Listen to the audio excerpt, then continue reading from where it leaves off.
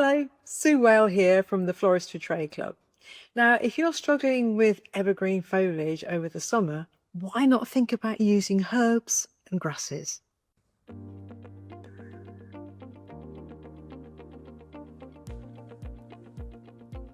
Mentha, or mint, is a fantastic flower to use in your summer designs and your summer weddings. Not only is it really attractive, it smells wonderful as well. Now this is commercially grown flowering mint. It's nice, long, straight stems, and this will look beautiful if it's arranged in a bouquet or a hand-tied or any sort of design. So to condition it, very straightforward. Simply recut the stems either with sharp scissors or a sharp knife, and they're soft stemmed, so really you need to make sure they don't stay out of water for any length of time.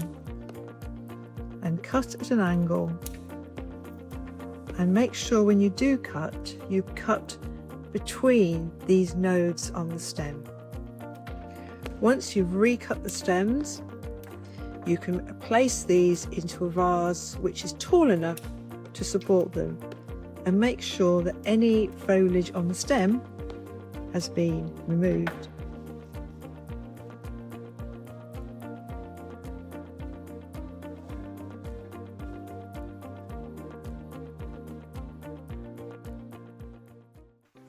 Garden mint, grown for its foliage. Now this has actually come from my own garden. So easy to grow. If you just cut mint, put it into water and leave it, it will root. Plant it in your garden and you'll never be without mint again.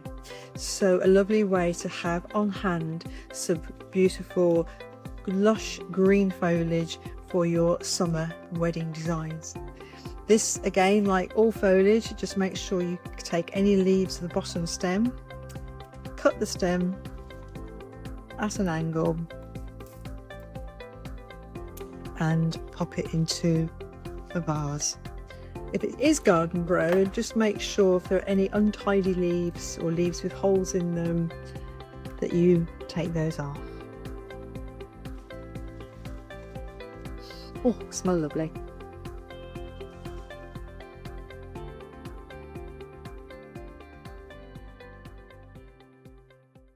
Rosemary is a very popular herb. Rosemary for remembrance. So this is a lovely herb to use in designs perhaps around Armistice Day, or to use in funeral designs.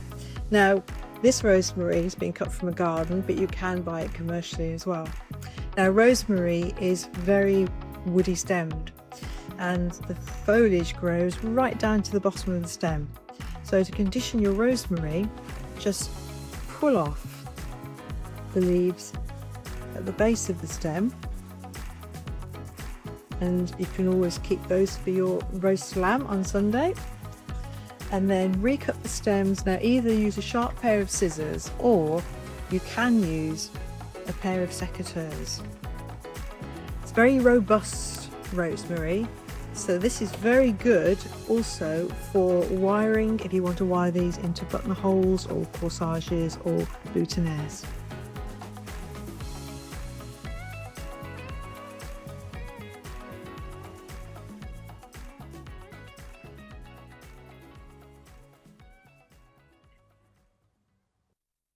So let's look at lavender. I've got two sorts of lavender here. I've got fresh lavender and I've got dried.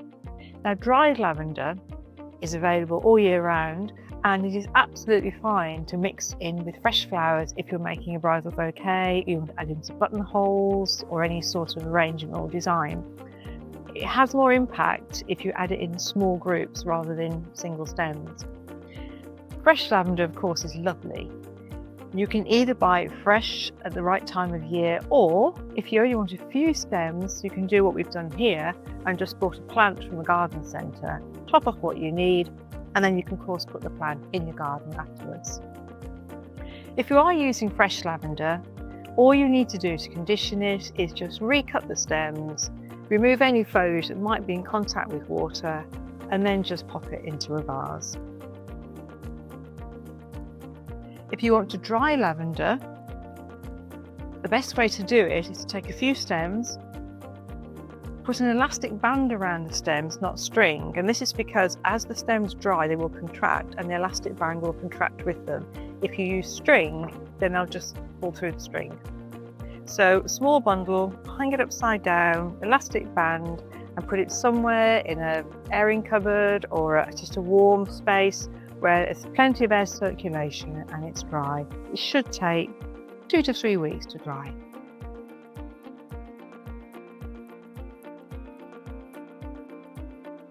If you want lots of tips on how to care and condition for your flowers and foliage and houseplants, then why not subscribe to our YouTube channel? Now, all you have to do is just click on the thumbs up below.